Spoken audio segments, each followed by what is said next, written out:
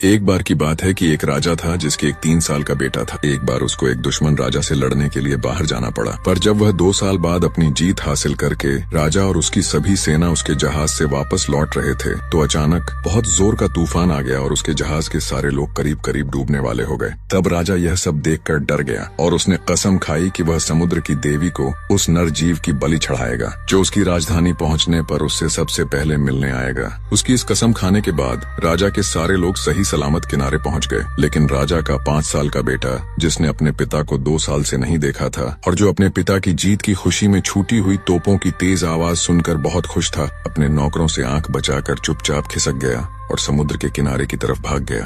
और जब राजा ने धरती पर कदम रखा तो वही पहला नरजीव था जो खुशी से रोता हुआ राजा से जाकर लिपट गया। राजा उसको देखकर खुश तो बहुत हुआ, पर साथ में समुद्र की रानी को बलि चढ़ाने की बात सोचकर रो पड़ा। राजा ने सोचा कि राजकुमार तो केवल बच्चा ही था, इसलिए वह दूसरे किसी आदमी की बलि चढ़ा देगा। पर उसके बाद जो कुछ हुआ वह सभी को डरा कर रख दिया और अब कोई भी समुद्र की यात्रा सुरक्षित रूप से नहीं कर सका। अब राजा की जनता में कानाफूसी होने लगी। उनका कहना था कि क्योंकि राजा ने समुद्र की रानी से जो अपनी कसम ली थी उसे नहीं निभाया, इसीलिए ऐसा हो रहा था। राजा और रानी भी अपने राजकुमार को अब अकेला नहीं छोड़ते थे, उसके साथ बहुत सारे लोग लगे रहते थे।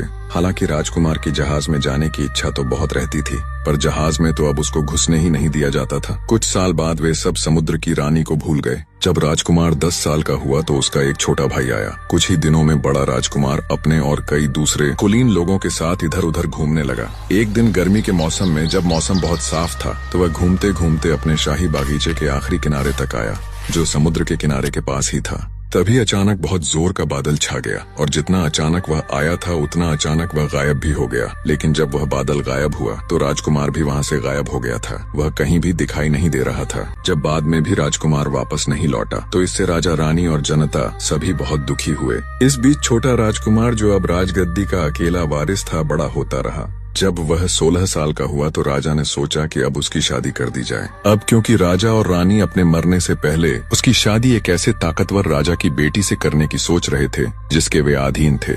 ये ध्यान में रखते हुए राजा ने चिट्ठियां और अपने दूत दूर देशों में भेजे। जब यह सब तय हो रहा था तो ऐसा कहा जाने लगा कि समुद्र का किनारा कुछ डरावना हो गया। बहुत सारे लोगों ने वहाँ रोने की आवाजें सुनी और जो कोई भी शाम को वहाँ गया तो वह बीमार हो गया। आखिर लोगों ने वहाँ रात के 11 बजे के बाद जाना बंद कर दिया क्योंकि रात में वहाँ समुद्र से रोने चिल्लाने की आवाज आती थी। पहला बेटा पहले शादी। फिर जब भी कभी कोई उसके पास तक गया तो वह बस अपनी जान हथेली पर रख कर ही गया। आखिर ये शिकायतें राजा के पास पहुँची। उसने अपने सलाहकारों को बुलाया और यह तय किया गया कि इस बारे में किसी अक्लमंद स्त्री से सलाह लेनी चाहिए। जब वह अक्लमंद स्त्री राजा के पास लाई गई तो उसने बताया कि यह आवाजें लगाने वाला वह राजकुमार था जो समुद्र में ले जाया गया था। अब अगर वे उसके लिए कोई नौजवान कुलीन सुंदर सी दुल्हन ढूंढ लेंगे जो 15 साल से कम की न हो और 17 साल से बड़ी न हो तो ये आवाजें आनी बंद हो जाएंगी। अब यह तो एक बड़ी उलझन थी क्योंकि कोई भी अपनी बेटी समुद्र के राजा को देने के लिए तैयार नहीं था। फिर भी जब रोने चिल्लाने में कोई कमी नहीं हुई तो उस अक्लमंद स्त्री ने कहा कि पहले समुद्र के किनारे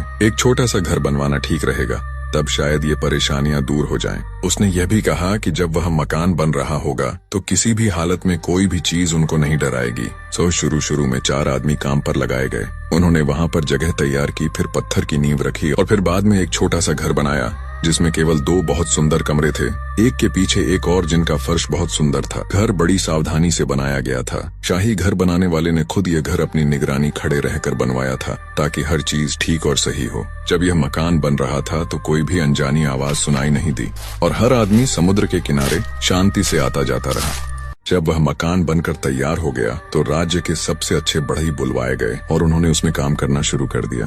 फिर पेंट करने वाले आए और कुछ और कलाकारी करने वाले आए। आखिर में उसको सजाया गया क्योंकि जब भी कभी एक दिन के लिए भी काम रोका गया तो फिर से आवाजें आनी शुरू हो गईं। दोनों कमरे बहुत अच्छी तरह से सजाए गए। बैठने वाले कमरे में एक बहुत बड़ा शीशा लगवाया गया। उस अक्लमंद स्त्री के कहने के अनुसार उसको इस तरीके से लगवाया गया कि सोने वाले कमरे में अगर कोई लेटा हो तो वहाँ के बिस्तर से चाहे वह दीवार की तरफ ही मुंह करके ही क्यों न लेटा हो, उसको बैठने वाले कमरे में आने वाला आदमी उसकी देहरी पर से ही नजर आ जाएगा क्योंकि दोनों कमरों के बीच का दरवाजा हमेशा ही खुला रहने वाला था। जब सब कुछ तैयार हो गया तो उस मकान को शाही तरीके से सजा दिया गया तो पहला बेटा पहले शादी की आवाजें समुद्र के किनारे से फिर से सुनाई देने लगी। हालांकि किसी की इच्छा नहीं थी पर फिर भी यही ठीक समझा गया कि उस अक्लमंद स्त्री की सलाह मानी जाए।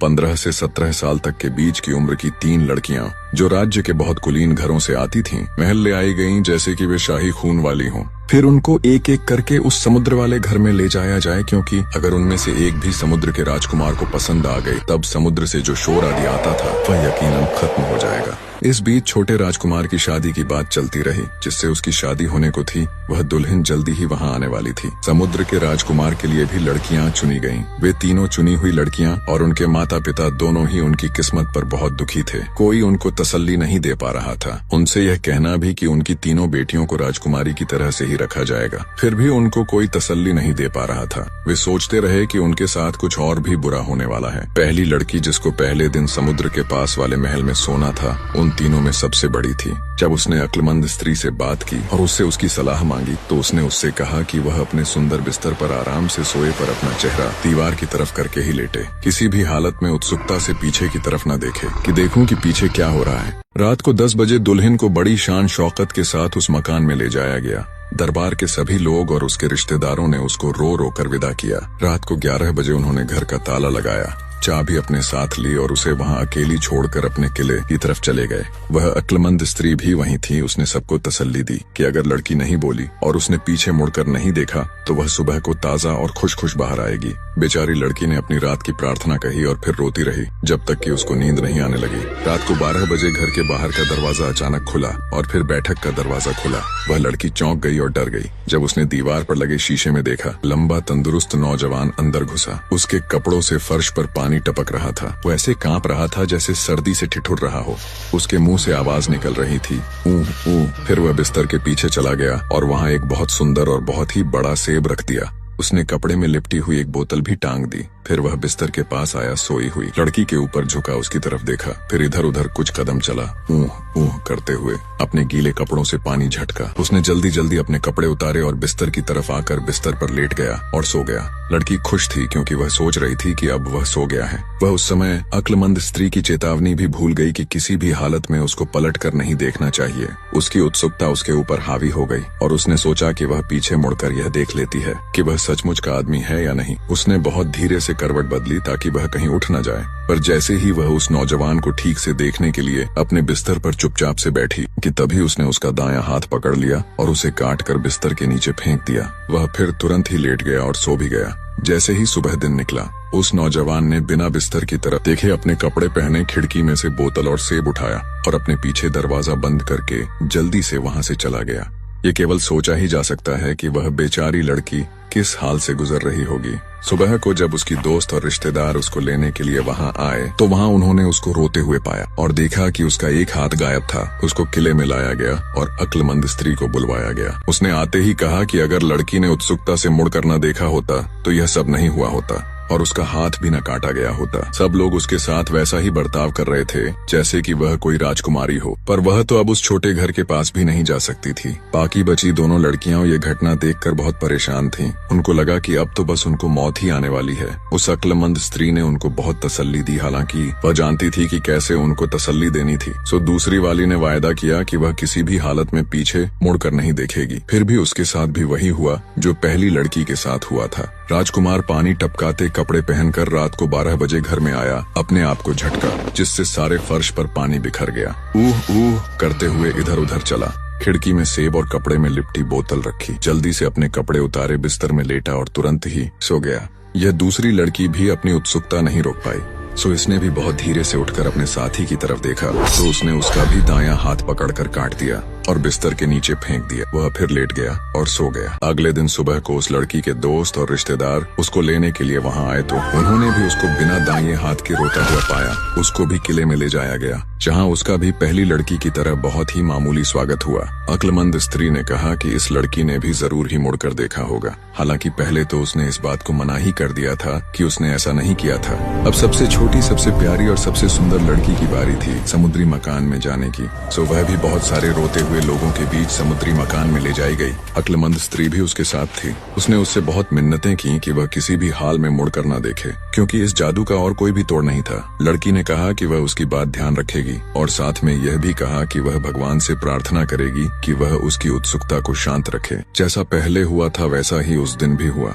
जैसे ही रात के 12 बजे राजकुमार आया, जिसके कपड़ों से पानी टपक रहा था, अपने को हिला डुला कर ऊह ऊह की आवाज के साथ उसने पानी झटका और सेब कपड़े में लिपटी बोतल खिड़की में रखी। फिर वह सोने के कमरे में गया, कुछ देर इधर उधर घूमा, अपने कपड़े उतारे और पलंग पर सो गया। वह लड़की बेचारी डर के मारे आधी मरी सी हो रही थी। वह भगवान से प्रार्थना करती रही कि वह उसकी उत्सुकता को शांत रखे। आखिर प्रार्थना करते करते वह पता नहीं कब सो गई। उसकी आंख तब तक नहीं खुली जब तक कि राजकुमार ने उठकर कपड़े नहीं पहन लिए। वह फिर बिस्तर तक आया, उसने नीचा मुंह करके देखा, फिर कमरे के दरवाजे से एक बार फिर पीछे देखा, अपना सेब और बोतल उठाई और कमरे से बाहर चला गया। सुबह को सारा दरबार, लड़की के दोस्त और रिश्तेदार और अक्लमंद स्त्री सब उसे किले ले जाने के लिए आए, तो वह उनसे मिलकर खुशी से रो पड़ी। उसको वैसी ही खुशी से किले में ले जाया गया जैसे वह कुछ जीत कर आई हो। राजा रानी ने उसको गले लगाया और उसको वही इज्जत दी जो वे लोग उस राजकुमारी को देते, जो कुछ ही दिन में छोटे राजकुमार से शादी के लिए आने वाली थी। अब उस लड़की को हर रात अपने उसी समुद्री मकान में सोना होता था।